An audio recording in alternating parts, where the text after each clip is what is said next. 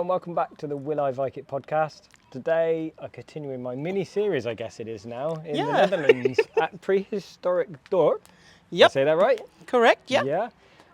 And my guest today is Monique Ros. Correct. And you're a volunteer reenactor at... Yeah, volunteer reenactor, yeah. Mainly focused around food. Especially food. Which makes you a good guest for the podcast. Mm-hmm. So breathe in some more smoke. So Monique is currently making black pudding or blood sausage. Blood sausage. Yeah. You're getting your hands dirty.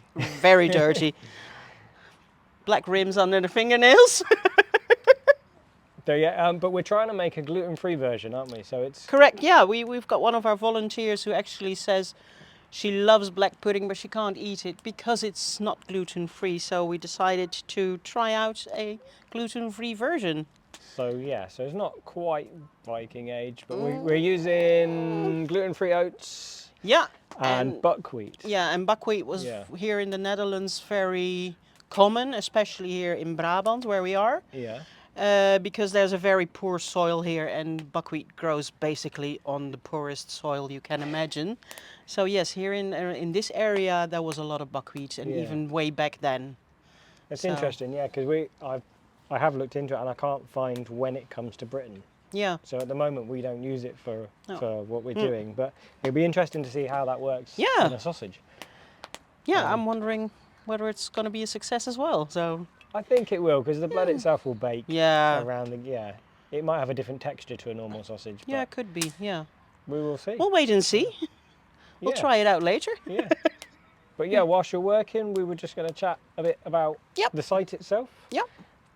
Good a question as any would be why it's called Prehistorisch Dorp. What's a dorp? Dorp is a village. Okay. And it started off about 40 years ago with a living experiment as we have now as well. But that was in the Iron Age, and the founder of the prehistoric village was a lady called Anneke Boonstra.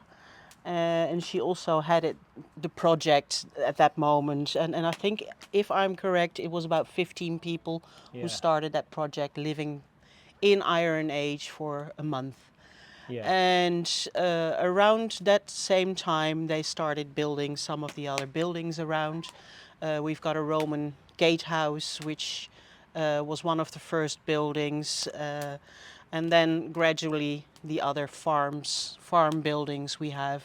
We have a ambachtshuis, basically a house where a trades house. Yeah. As in our weaver resides there. Yeah. Then we have the reception building, which is also a historical building. Even the restaurant we have here is based on a prehistoric building, but that's basically 14th, 15th century. Then we have the hunter-gatherers area, which gradually came to there as well. The Bronze Age. And of course, where we are sitting, a Viking longhouse, or in this case, it's based on the findings they had here nearby of a Frankish farmhouse. And based on that, they made this building. But it does resemble a longhouse as well. It's got the boat structure on top. Yeah. So that's why they designated this area as the age of the Vikings and the Frankish people, and it goes well together. So yeah, I like it. Nice thing to know is that the Frankish house, or the longhouse, when it was found, they also found 6 horse skeletons. Yeah. So we know it must have been a very rich farmer, because 6 horses is comparable nowadays to 6 Porsches. So it was a rich guy. Yeah. Had all his staff there as well. And as you have noticed yourself, you can sleep there and live there quite well. It's quite comfortable. Yeah, it is. Yeah. And we're currently sitting under the little barn that goes with it. Yeah. which is good because it's been raining a lot today. Yeah, we had some bad weather. It's dry at the moment. Yep. We're fine. Yeah. Yep. So, let's see if I can make some So you ready for sausage. sausage? Yeah. I've just realised I left my coffee over there, so I'm going to grab my coffee. Uh-oh. It goes Can't cold. go without coffee. Viking coffee. Viking coffee. Did they have coffee? We cheat a little bit. We use acorns. Acorn. Is that Yeah, nice? Acorn coffee. It's very. I haven't pleasant tried drink. it. Yeah, it's coffee-ish because you dry roast Coffee-ish. the nuts. Yeah. But it's probably a reenactorism. It's not really. Yeah. I mean, they probably ate the acorns. I would need a knife I can get you a knife. in a moment because I'm taking a back seat on this one today. Yeah. I'm not going to put all the casing on it. Have a knife. Okay. Let's try the first one. It's quite warm sat back here, I must admit. Oh. Take my hat off. Which is also Frisian, which is good for the local area. Hmm. So you're saying, so this house, which I think what I'll do is I'll quickly afterwards Yeah. video the house. Yeah, so no people problem. Can, Yeah. can see what we're talking about. Mhm. But it's a Frankish style house. Yep. Do we have evidence of Vikings or coming this way, or? Not all the way down here. Here in the Netherlands, the closest thing to Vikings we had was in a place called Dorrestad. There they raided the city first when there were still Dutch people living there, and gradually they took it over for a while until the Vikings disappeared completely. And the closest thing to Vikings we have here would have had here in the Netherlands were our Frisian friends up in the north. There was even a self-proclaimed king Yeah. or ruler, let's call it a ruler, who even went to Denmark. So yeah, we did have Yeah. Viking influences here in the I think Netherlands as Frisia well. goes all the way from Frankia up until Denmark? All the way up past Germany? I know that in Germany they still have a part that is called Ostfriesland. So the Ostfriesians, the East Frisians. And yes, they were there as well. And I think it went all the way up to Denmark as well, yeah. Yeah. And Nowadays we only have the province Friesland here in the Netherlands, so. And I made the mistake online when I first said to people I was coming out this way because I called it Holland. Yeah. We're in the Netherlands, not in Holland. No, we've got two provinces which Yeah. are Holland, and that's where it stays. Yeah. Which I think is probably more where Frisia was, isn't it, along that coastline? No, it's actually more northeast. Is it? The north, Okay. one of the most northeastern provinces. You've got Groningen there and Friesland, so Yeah. Frisia. And North and South Holland is really on the coast. I think around this way I've read this being called the Nether Saxish region. Here, yes, Here, yes, yeah. Because this was really a different part. You got Brabant and Limburg, which are the two most southern provinces. Yeah. And they're more Saxon, Germanic maybe even. Yeah. So because we do border Germany, of course. So So it's almost as they're making their way across towards Britain yeah, to become yeah. Anglo-Saxons. Okay, let's see if this goes as we want it. This is going to be a messy job. It's definitely going to be a messy job. I already took my cloth out. So that's the sausage. Blood sausage. I've got a visitor who's looking looking on. Yeah, it does go in. It's going. Yeah. Yeah. Ooh. I won't make any comparisons. Wij zijn aan het opnemen, dus. Ja, filmen.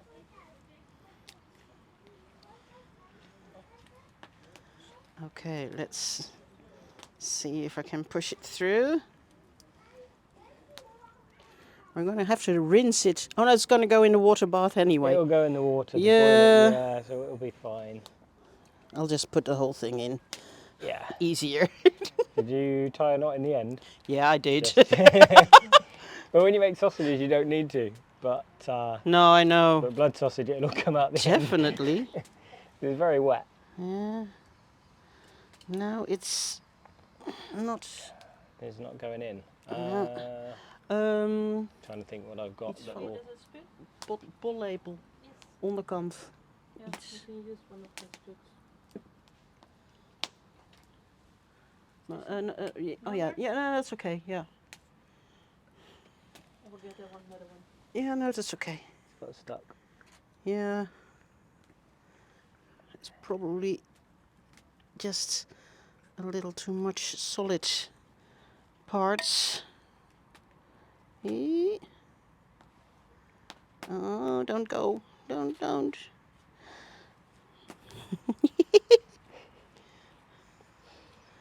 I had it with normal sausage as well at the beginning Yeah. because the the casing size matters here as well.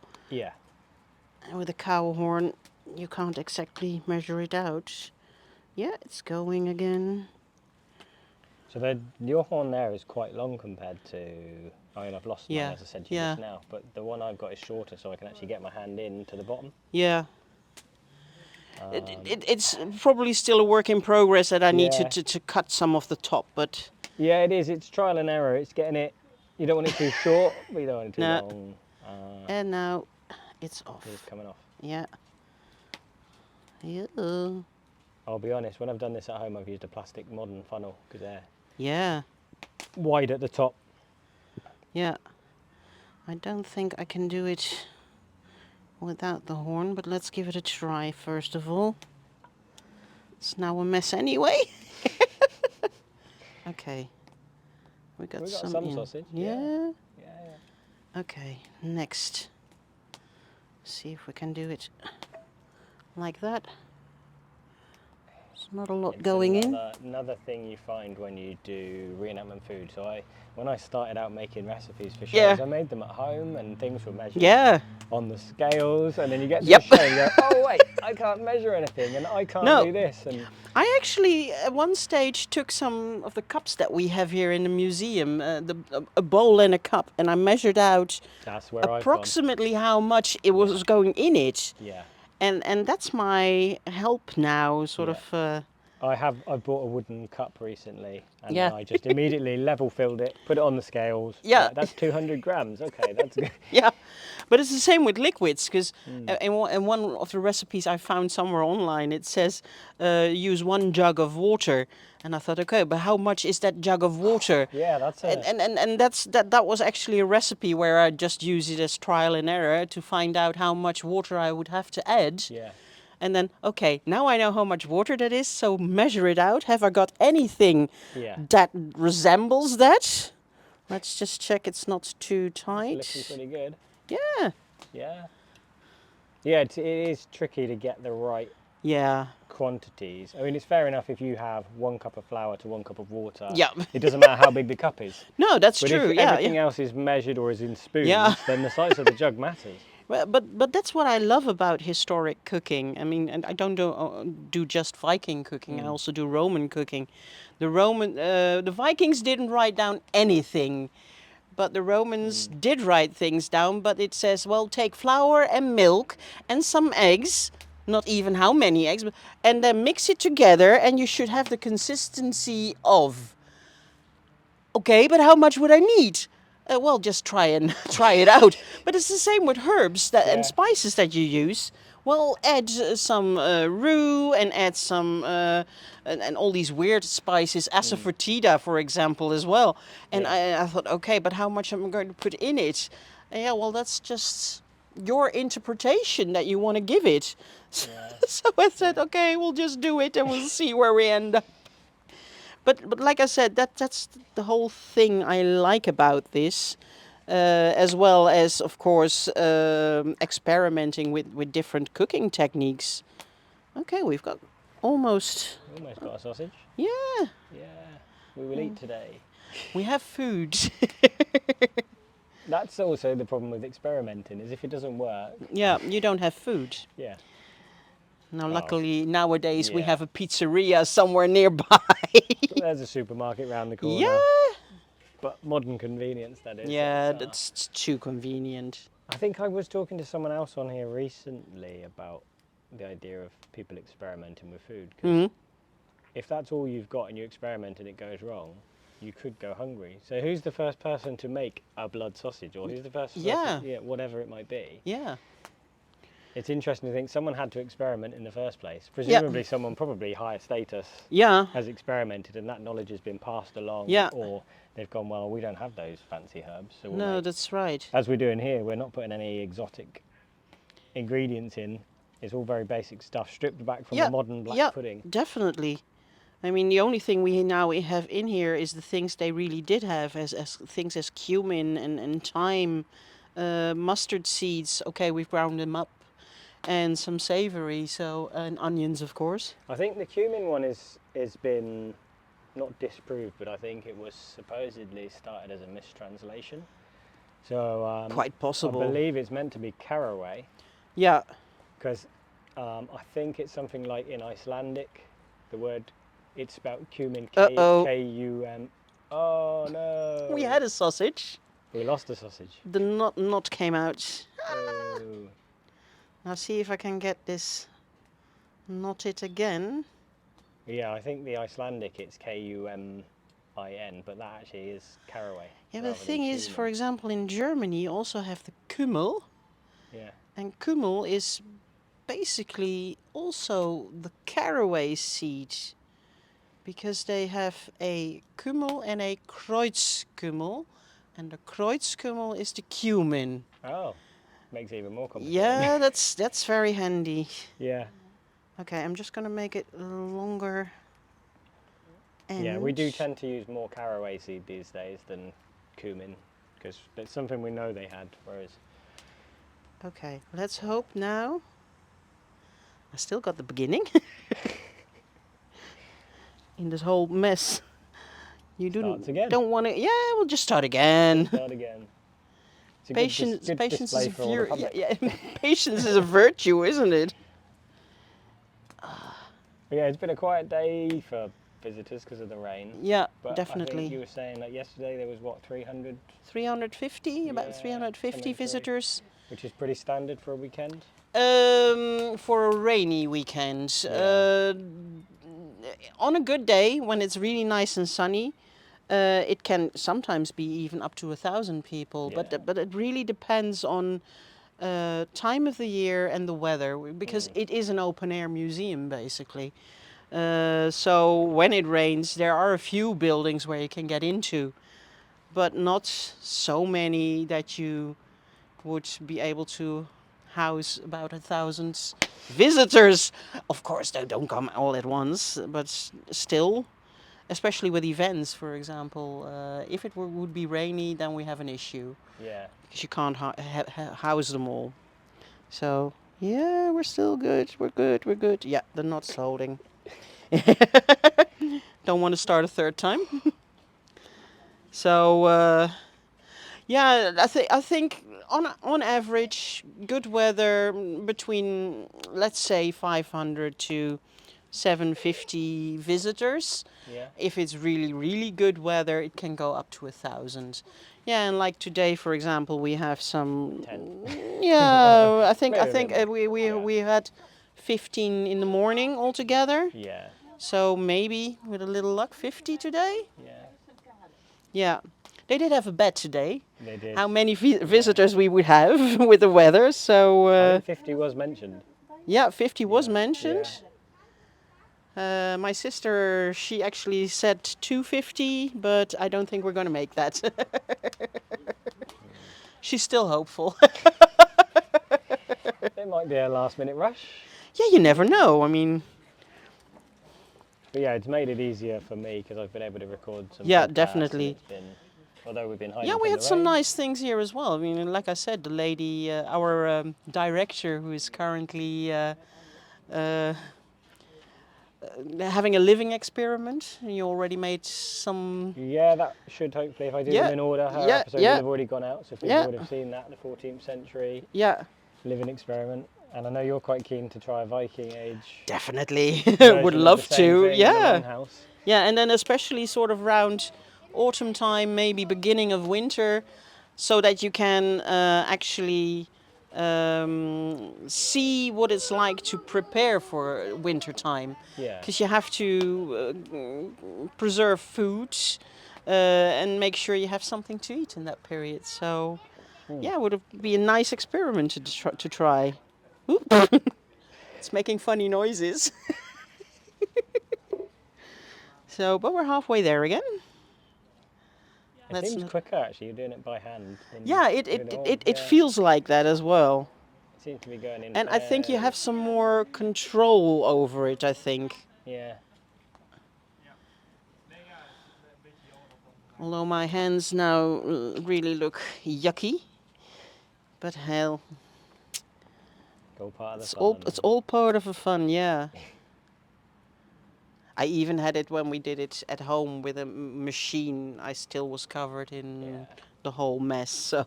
The one time I managed to get actual fresh blood, I Yeah. left the bag open on the side, Yeah. and I walked into the other room and I could hear this dripping, Oh, and the bag had fallen over.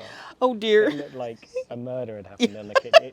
It's amazing how far Yeah, but that splashed. now this is sort of brownish, but if you have fresh blood, it's more red. Yeah, a lot more red. Oh, then you really have a murder scene on your. If you go back through my Instagram feed, there's a picture because I posted it. I'm Oh, surprised I have to didn't look get a at that, visit, yeah. To be honest, because it looked like Yeah. I'd actually slaughtered something that's. See, now we're getting there. Yeah. You've got to leave some expansion room, so you don't want to go to the top anyway, No. because it'll just burst and you'll have wasted. Yeah. Yeah. So I'm gonna leave some room at the top. Yeah. Yeah, just a little bit more. Yuck.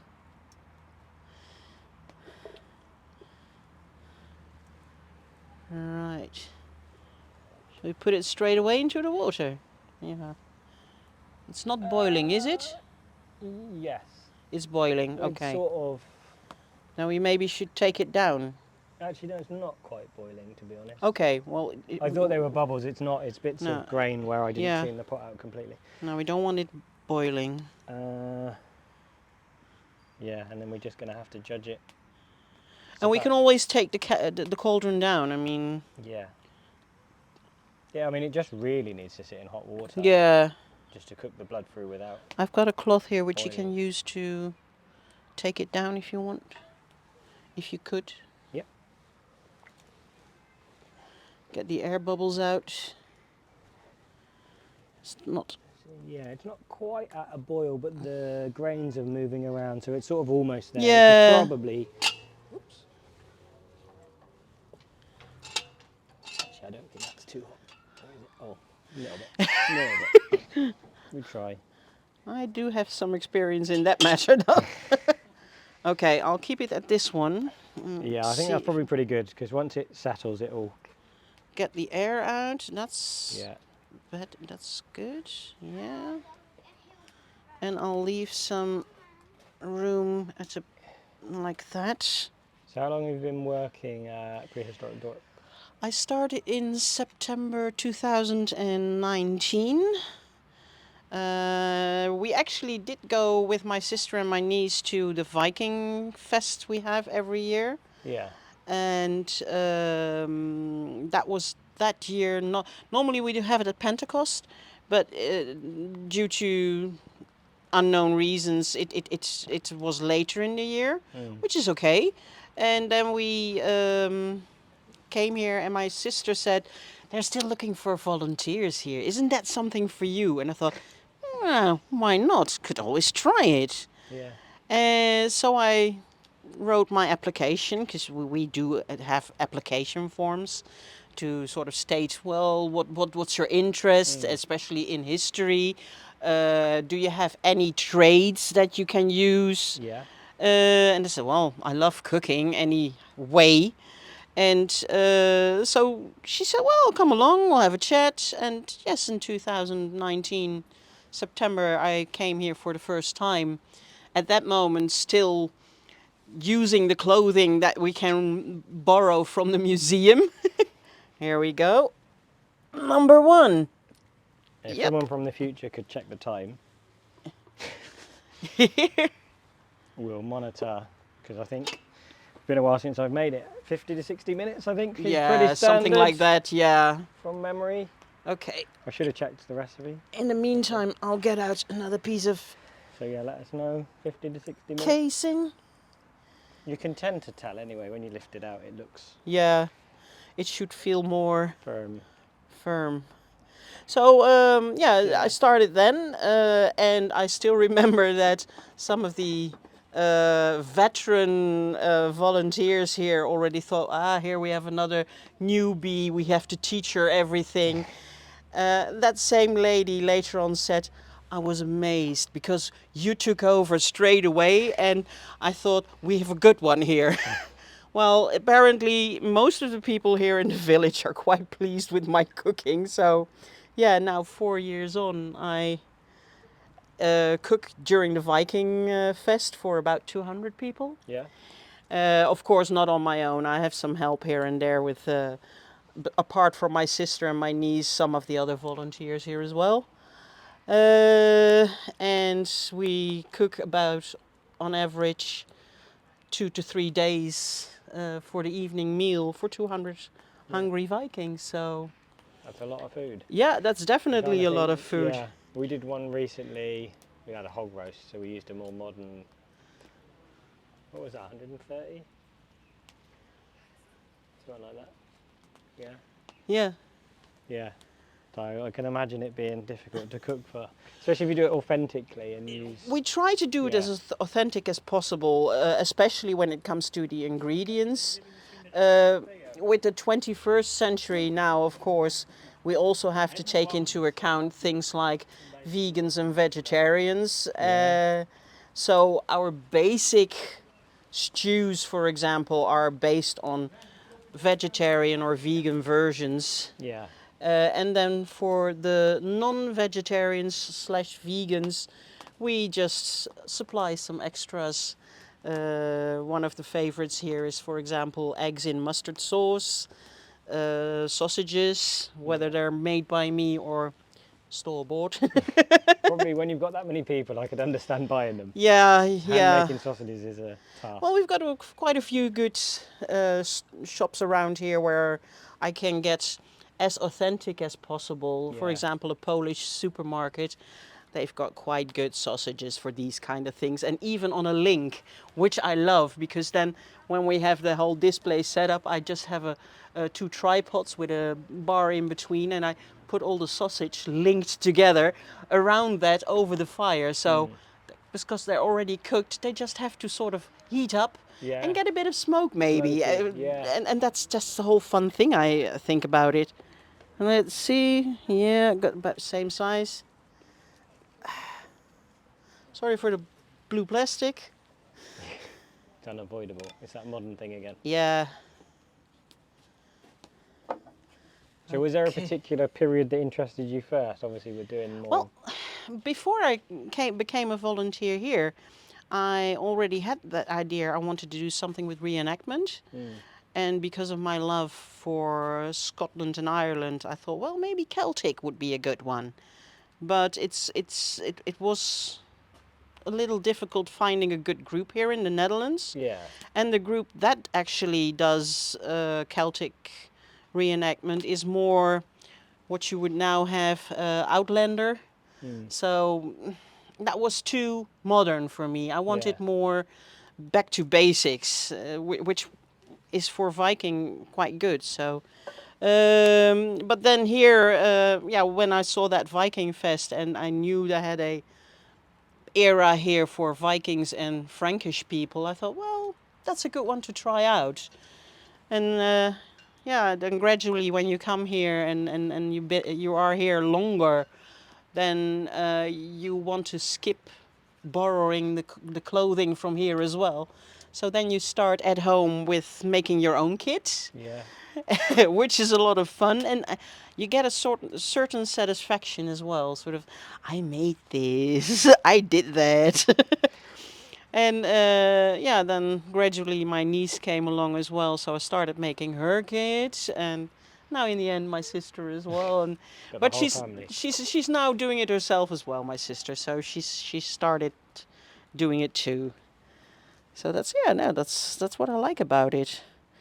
The only thing I was quite shocked that in the first year what you actually spend on this. Yeah. Expensive hobby. It's a bit of this and oh that's nice. I want that too. Yeah. And go to a market. Yep. Oh. I always, when we go to a market, I always say, well, I'll have a budget.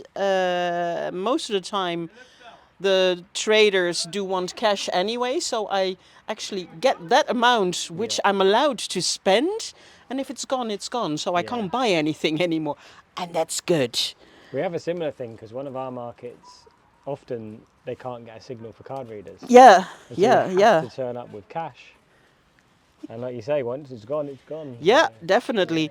And now I'm sort of only looking at not just nice things, but useful things. And that's my first thing I want to look at. And if I have some left, then okay, something nice is good as well. But I do need it, and otherwise, no, leave it. Oh, and I got some wine glasses now as well, Viking glasses. Gotta have a nice Viking glass. When I Yeah. first bought one, because they're so expensive, I was scared to take it anywhere. And Yeah, I didn't yeah. use it. It just sat on the shelf. Yeah. Eventually, I had to just pluck up the courage, and I've been doing it since. It's Yeah. been fine. Well, I got them as a present because I make clothing for my sister and my niece. Thank you. Good gift. Yeah. Mm. Oh, nice. It's funny, like when you get into other things you never thought you'd be interested in. Like I never used to look at pots like I do now. Nou, sorry, zou je aan de kant willen gaan? We zijn aan het filmen. Dank je. Yeah, so you look at pots in a different way. Like I'm now looking like, oh, that's a nice pot. Yeah, I know. Well, I'm now. Like a pot fetish. I love trying to make things myself at least once. Yeah. And I did do some soapstone carvings, but on a small scale and really just nice little trinkets, for example. But I know that the Vikings actually did use soapstone pots to cook in. They did, yeah. So now I actually have found an arts shop where they do sell soapstone and even bigger pieces. So I've already said, well, maybe I should try making one because bigger things are easier to carve than small little trinkets. So I just thought, well, maybe I need to get 10 kilos of soapstone and try make my own pot. And if that's a success, well, then I've achieved another milestone. Yeah, I saw one, a bowl, Yeah, years ago in York. yeah. And I never bought it, and I've never seen the trader with them since. So it's like, I heard, and it's basically really Facebook trying to find things, yeah. being in the right groups. Apparently in Germany there's a guy who still does make them, but they don't come cheap. And I heard of somebody, I think in Sweden, but nobody could give me a name there. So I Yeah. thought, well, okay, shipping wise, it's going to be It's very heavy, isn't it? costly. Yeah. So maybe first try it myself, and if it Yeah. doesn't work, well, we'll just see what we do with the rest of the soapstone then. Maybe make some trinkets again. It's like that and kernstone. I want a kernstone. Oh, yeah. Or even, I'd settle for a saddleback, to be honest. Yeah. Which is a bit earlier period. Yeah. But never see them at events. There's never No. anyone selling them. I've asked No. loads of people. Because my thought is to get one, and we make salt dough baked lamb or venison. Yeah, yeah. Mm-hmm. Which there's the argument that would they waste that much labour making this thing? Because Yeah. potentially it's a very showy thing to do. Mm. But it would be interesting to just, as an experiment, see how much in labour hours wise it takes to produce that much flour Yeah. to wrap around. And yeah, Have you tried the one we've got in here? I haven't yet. We've got a good millstone there, so Yeah, it would be good. I think probably as a future podcast, is to Yay! sit down and with Yeah. someone, and we'll just maybe grind like some. it's like a 10-hour podcast. We're still So going. do you have some time? I'm just going to make some flour now. Yeah, we might have to edit it down a bit. Yeah. But it would be interesting to see whether we can also mill it fine enough to then make a dough that wraps around the leg. And it's just another experiment on my list. Yeah.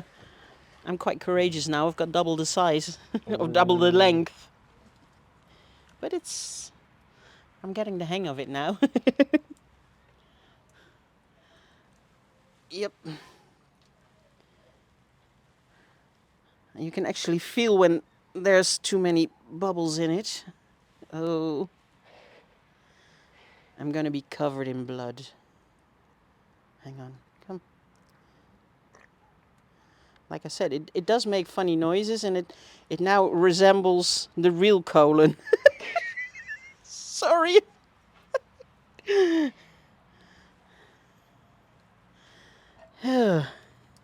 Well, I've already been covered in clay here as well. We made some clay covered pork belly. We stuffed the pork belly, wrapped them in cabbage leaves, Yeah.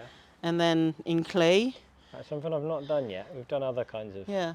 And it was quite a success, actually. I think I had about 2 kilos of pork belly with fresh herbs and things in it, some butter, lots of wild garlic, and then we wrapped it up with some string, the leaves. Oh no, first the leaves, then the string, because then at least it kept everything together, and then the clay, and that was the most fun part.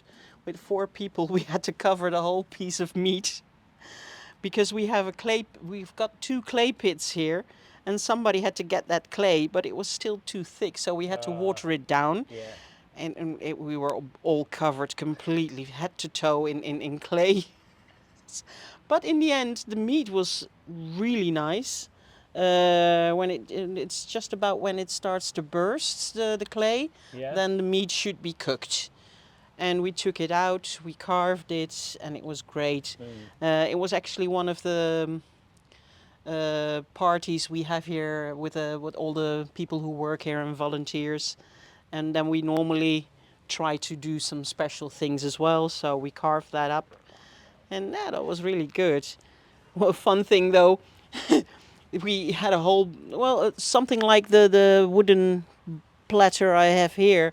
We had the meat in there, but still with all the clay and the cabbage. Yeah. So we put it all on the table, we sliced it, and we put the sliced meat in another bowl. So I left that dish on the table with the clay, the string, and the cabbage leaves. And honestly, somebody came up to me and said, well, that cabbage was a bit grainy, so he actually ate the remains of the casing we had it in, which was quite fun. So I told him, you didn't have to eat that because that was not edible. Are you serious? I've had that with the salt dough wrapped bake before, and people have come and go, oh, there's some salt dough over there if you want it, and you come back and they're eating the dough and not the meat. Yeah, I know. Oh, terrible. Come and have a look. Come on. Have a look. Yeah, I can edit it and. That looks good. Here he comes. Yep. Can you do a time check again? Because that'll be another 50 odd minutes. Okay, I have some more to put in a casing. Do we want to continue putting more in a casing? It's up to you. Yeah, that's okay. Yeah. I'm covered in Quite a it lot of now sausage, anyway, but so. yeah, I guess you may as well if you've got it. Yeah, I've got enough We need to actually casing. make sure we don't mix the 2 sausages up. Nah, one of them is longer than the other, so Yeah. that shouldn't be a problem. Yeah. So we've moved inside the long hall Yep. because it's raining quite a lot at the moment. Unfortunately. Yeah, but the sausages are still cooking, Yep, so we will have and sausages. dinner as well. Yeah. So and you need to get home. We need to get dried, and so we're just going to finish up. So you're not going to see the finished sausage. Ooh. But I'll make I'm a sure it was lovely. picture. I'll make a Yeah. picture and send it to you. There you go. We'll do that. So we'll move on to the last 6 questions that I ask every Okay. guest, or 7, because I mentioned to you that I had an idea for another Okay. question. And you now got it. Yeah. Ooh. Come, bring it on.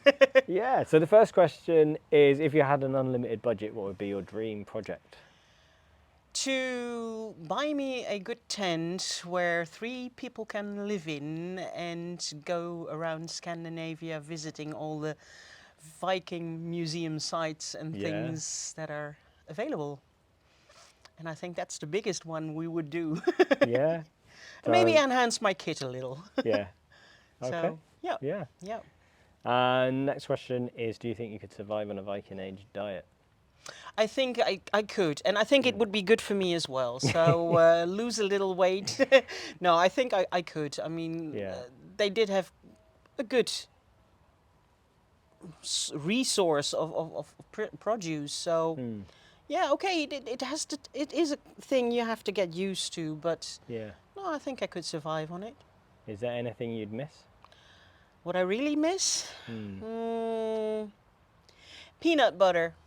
Ooh, I that's a quite good like answer. peanut butter. Yeah. And especially when I'm cooking Asian as well, make a nice peanut butter sauce with my Yeah. meat. So yeah, I think that's one of the big Ooh, things. Yeah. So there's an extra question now, which I've never done before. Okay. So it's the first time. Is, what's the weirdest thing in your kitchen? The weirdest thing in my kitchen, I think it's probably my cow horn, which I tried to use earlier to stuff my sausage. Yeah. And for the rest, Yeah. no, I don't think I have many weird things. No, not really. Yeah. No. I think that would be the weirdest Yeah. thing. I don't know if this question will stay. You might be the only. I don't Okay, know. It's no, just, you never it's just know. an idea, just to see.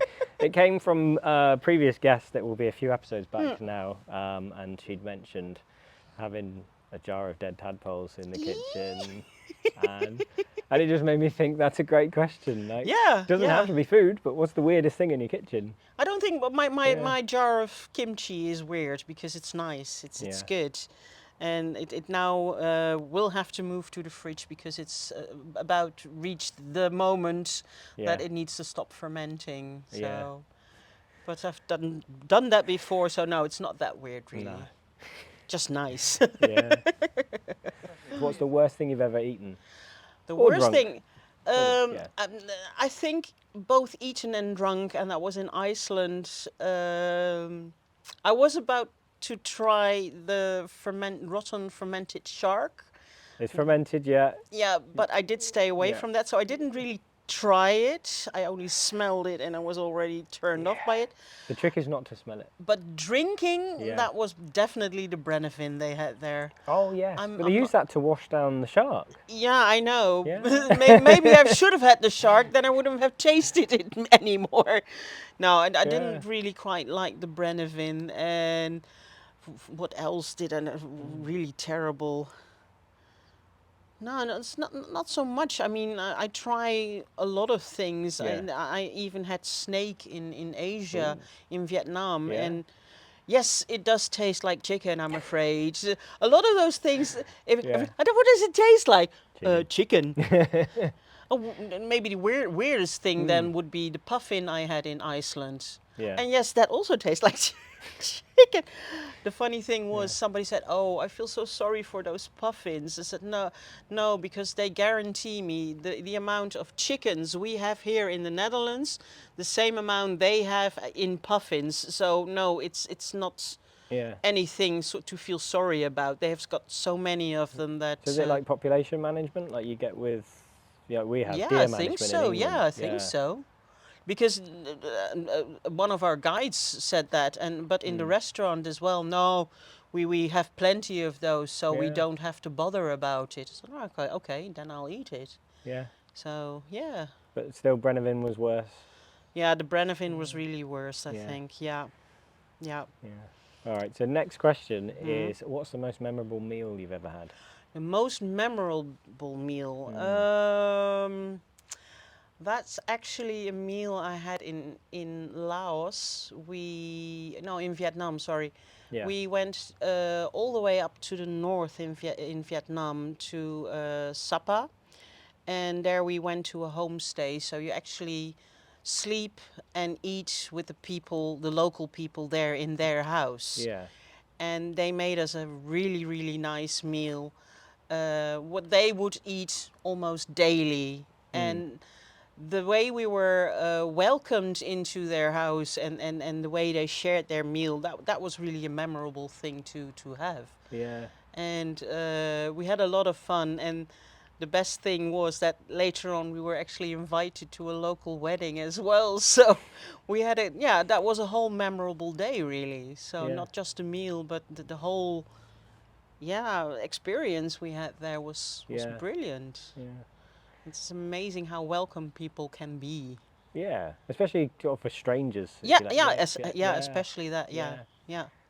Yeah. So last question, could be a shock. You've died, Oh dear. and your family and friends are preparing your grave goods. What food and drink do you get to take to the feast in Valhalla? Ooh. To drink mead, and I love a good cherry mead. You had some of your cherry mead yesterday. Yeah, it was really, really nice. Yeah. This is actually a guy I know who makes it. So, and for food, if it doesn't have to be Viking age, No, it then can be anything. I think Yeah. lots and lots of sushi. I love Yeah? sushi. Yeah, a really nice, good sushi. And if it had to be Viking age, I think a good, nice wild boar on a spit or something, like roasted wild boar. No, there's no clause. It can be anything you like. Yeah, That's no, it. I think that would be a combination, maybe good sushi and a nice bit of wild roasted boar Wash down with a cherry mead. with cherry meat to wash it Yeah. down. Yeah, I think so. Yeah, it's a good choice. Yeah. Yeah.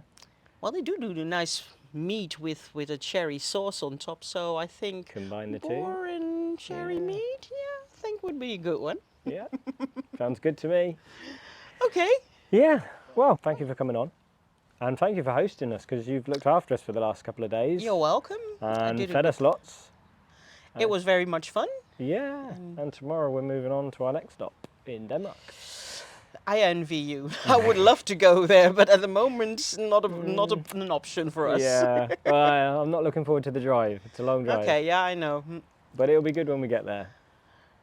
Bring us yeah. something good back. Well, we've got to come back, so we'll see what happens. You're welcome to stay over again. Yeah. So, As we were saying earlier as well, like this site for us isn't much further than going to Cumbria. It's kind of weird because I think you're further away, but because of can always try another experiment. yeah, Viking age brewing. yes, we'd like to do some brewing. Oh. Yeah. You never know. Right. Well, thank you all for watching or listening, and we'll see you next time. Bye bye. If you enjoyed the podcast or want to hear more, remember to like and subscribe and give me a rating. For recipes and ideas, visit my website saxonforager.co.uk. I also have 3 cookbooks available to buy on Amazon worldwide. These are Eat Like a Viking Volumes 1 and 2 and Eat Like a Halfling. Thanks for watching.